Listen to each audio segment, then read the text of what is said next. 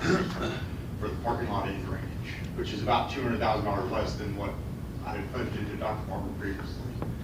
This one actually came in under, and we were able to get the drainage in there as well. So you were on time and under budget? It was under budget and on time on this one for sure. And we are tracking on the time frame that we talked about 6 months ago. So this is all tracking perfectly fine right now. Well, I know President Farmer is very happy to hear those words.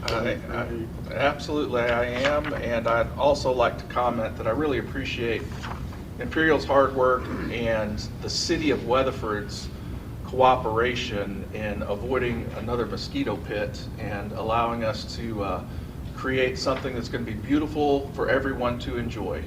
And so thank you for your hard work to that end.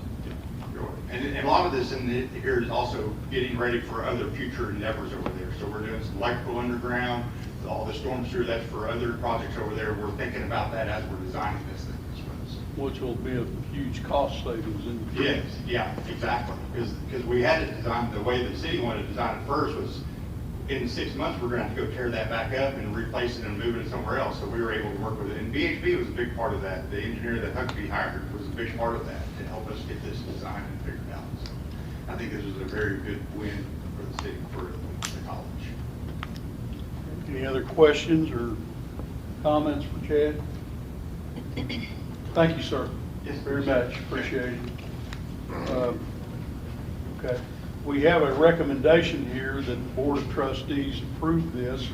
I'm going to defer to my Vice Chairman to make the motion. Yes, sir. I'll make a motion the Board of Trustees approve the guaranteed maximum price for Phase 2 of the studio field parking project in the amount of $1,295,941, bringing the total GMP for the student overflow parking project to $2,443,098. Thank you. Do I have a second? I'll second. Dr. Dixon, all in favor, would you please raise your hand? Once again, appears to be a unanimous vote. Thank you very much. That takes us to agenda item number 6 on reports, and I come again to President Farmer. Thank you, Mr. Chair. As always, you've been provided with our WCWC as well as your academic and student services update in written form in your board packet.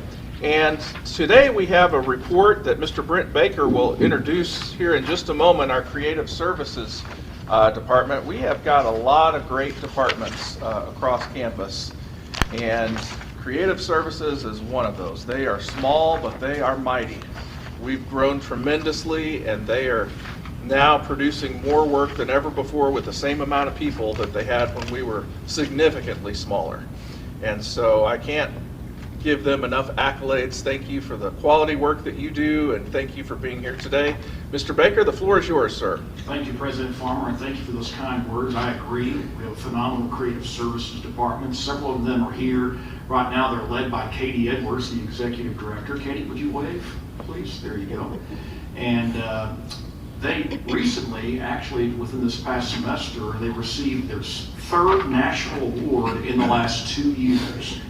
And in my nearly 30 years here, that has never happened. So they're cranking out nationally recognized work, and I thank them very much. Today, we're going to focus mainly on social media, and I'd like to invite our Director of Public Relations, Crystal Worley, who is becoming known as a guru of social media, not just here, but in our region. She presented at a national conference on this topic recently, and she's knocking the ball out of the park. So Crystal, tell us what's up with social media. Good afternoon, Board of Trustees. Thank you for having me back to talk with you and to share how the story of Weatherford College is continuing to spread online. So social media isn't just where we go to place announcements. It's where Weatherford College lives in the daily lives and the daily conversations of our community. So over the past 12 months, we've had nearly 17 million impressions and over 1 million engagements across our social media profiles. But more important than these numbers are the stories behind them, because in 2026, social media remains one of the primary forms of communication between a brand and their audience. So when someone wants to know what's happening at Weatherford College, they're going to go to social media first. So I'm going to drill down a little bit. Our main Weatherford College and Coyote Athletic accounts generated nearly 10 million impressions over the past 12 months. Think about what it would cost to reach 10 million people using traditional advertising. Social media does this organically. Now, our Facebook audience is largely women, and they're aged 35 to 44. These are parents, they're moms who are researching where to send their kids or maybe considering going back to school themselves.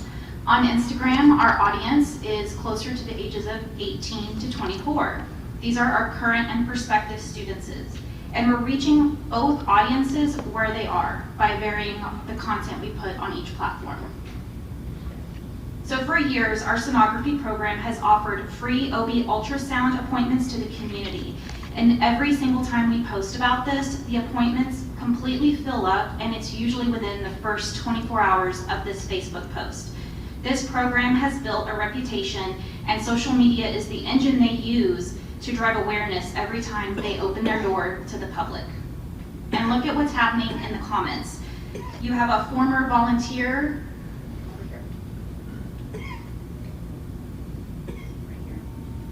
It's a former volunteer who is vouching for our program in this public space, saying that's great for the students and for you. I loved my experience. Friends are tagging friends, and someone asked whether or not cancellations would appear on the website, and our team, you can see where Kelly Staub answered them in real time. Every person who sees us answer questions promptly and helpfully on social media walks away with a stronger impression of Weatherford College. Then on August 25th was the first day of the fall semester, and we posted a simple photo gallery of students walking to class on the first day. We captioned it, "What a great day, see you tomorrow." We had over 52,000 engagements on this post, our top engaging post of the year. And it wasn't a flashy campaign with a big budget. It was a simple, authentic storytelling moment that resonated because it captured a moment that people wanted to be a part of. Moving over to Instagram, we shared that same content but to a different audience. And here we see our current students and our young alumni, with one commenter saying that I love this campus, or I miss this campus, and putting the heart eye emoji. But the top spot on Instagram over the past year went to a post showcasing renderings of the new student union building and alerting students to the upcoming parking changes. And I want to draw your attention to the 147 shares. On Instagram, shares are the most powerful engagement signal. So by sharing our content, these users become ambassadors, and they're carrying our announcement into the networks that we never could have reached on our own. So let's put this into context. Looking at our peer colleges, our average engagement on Facebook per post is 148 compared to their 28. And on Instagram, it's 216 compared to 86. This shows that we're not just ahead, we're significantly outperforming our area community colleges. These high engagement rates tell us that our content is relevant, that our community is invested, and that the WC brand is trusted. So looking to the future, we're working to grow our YouTube viewers, but the demographics here tell an interesting story. Nearly our entire audience is split between teenagers, potential future students, and parents. That gap you see in the middle are our current student population who are engaging with us on Instagram, not YouTube. So this further highlights how each platform serves a different audience. And research shows us that 93% of teenagers are on YouTube, and they prefer shorts, these shorter vertical videos you see over here. And in the past 12 months, 3 of our top 4 performing videos are shorts. This shows that we're moving in the right direction on this platform. Social media is constantly evolving, and so our approach evolves with it. Right now, our office is focused on ADA accessibility. We add closed captions to every video, not only for accessibility, but because most people watch social media videos on mute. We also write alt text for every image and every graphic so that any visual impaired person on social media gets the full experience. We're also intentional about keeping text off of photos and keeping it to a minimum on graphics. We do this because when words are embedded onto these graphics, the screen readers don't see it. And one more thing before I close. Last summer, Doug Jefferson and I sat down to talk about Champ, our coyote mascot, about giving him a fresh look. We worked with Promo Bears, a company that specializes in custom mascot design, and together we took an AI-generated concept and turned it into something even better. And after months of collaboration, we unveiled Champ's Glow Up earlier this year. And we look forward to featuring him prominently across all of our social media channels in the year ahead.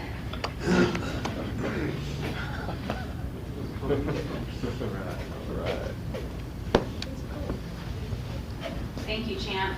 Give it up to Champ.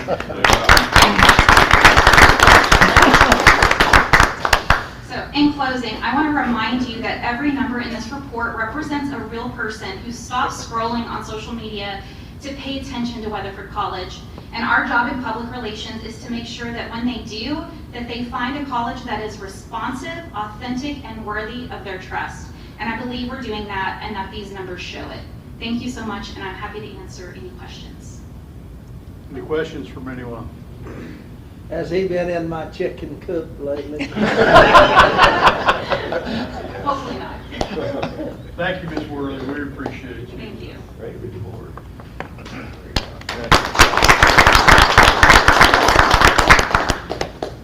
Dan, Mr. Chairman, can I ask a question? Sure. Dr. T, can you tell us a little bit about the career fair on April 1st? Yeah, it's going to be various companies and businesses coming in, some of them for summer work, some of them for careers. But it happened on April 1st. Yes. Good participation? I wasn't here at that time. Oh, you weren't here. Thank you. Anything else? Okay, that takes us down to item number 7, future agenda items or meetings, and Dr. Farmer. Thank you, Mr. Chair. Well, we have been beginning the preliminary budget process. A lot of people working very hard, and not only in Dr. Cantrell's office, but across the institution. And next month, we will be bringing you our preliminary 2026-2027 budget report. Thank you, sir. We'll look forward to that. Item number 8 are announcements. Mr. Baker, could you help us? Yes, sir, Mr. Chairman. This is probably the busiest month of the year, so I won't be able to hit every single item. You have the report in your packet there, and if you have any questions, please let us know. We'll start with the next couple of days, actually tomorrow and Saturday, our international piano competition. We talked about it last month. It is the 8th annual, and we have the semifinals tomorrow from 9 to 4, of course, in the Alkek. But the finals will be different this year, and those will be Saturday from 2 to 4, and the 4 finalists will perform with a string ensemble for the first time. That'll be a really wonderful afternoon of music with the awards ceremony at 4:30, and of course, that's all complimentary. Dr. Song and her team have done a wonderful job. Several baseball and softball games, as we're already halfway through the conference season for both of those teams. You'll see those on here. We have a theater performance, Wait Until Dark. That is April 16th through the 18th at the Alkek. Our campus cookout, April the 21st. That night is Taste of Parker County. It's our 17th annual Weatherford College Foundation food tasting fundraiser, and I think you'll enjoy it if you have not been before. It's a lot of fun that night at Heritage Park. We are hosting the Women's Golf District Championship again at Canyon West Golf Club. It's actually called the Southwest District Championship. That is April 27th through the 29th, and Canyon West is in great shape. Our alumni big band, these are alumni that played in the jazz band years ago. They will be playing April the 30th in their Generations concert at the Alkek. We have a choir concert May the 4th.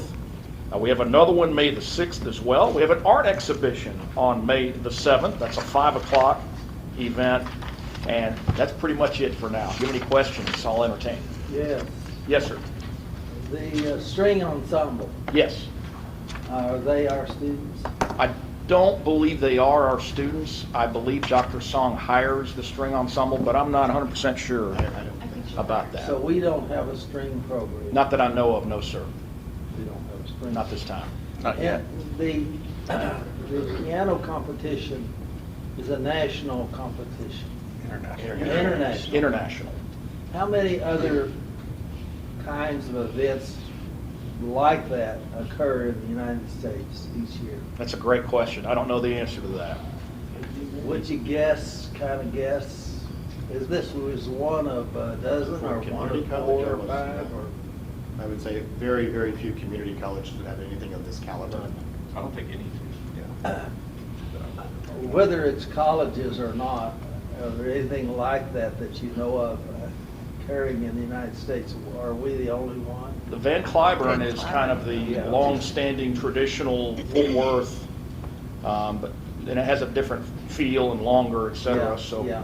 And I believe they're discussing about the winner of this competition having automatic admittance into the Van Cliburn. I don't know if that's gotten done yet or not, but there's some discussions about that.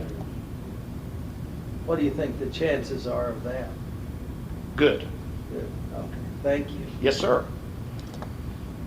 I'll just throw in this Taste of Parker County on April the 21st. That's a great event. If anybody out there that hasn't heard of that, they need to be going and trying that thing. It's a lot of fun to do. Thank you. All right, we're now down to item number 9, I believe, where we go into closed session with regard to real property and employee matters. And so at 12:52 p.m., we will go into closed session.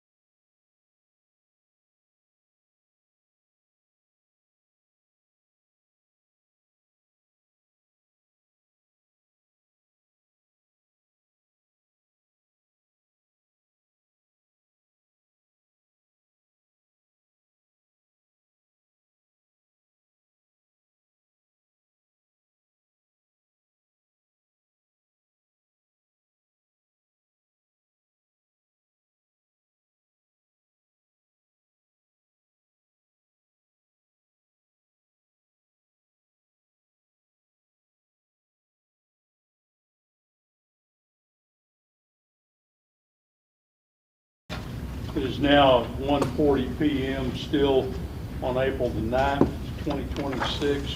We're back in session from our closed session and ready to take up the remaining items on the posted agenda, which are item number 10, consideration and possible action of real property matters.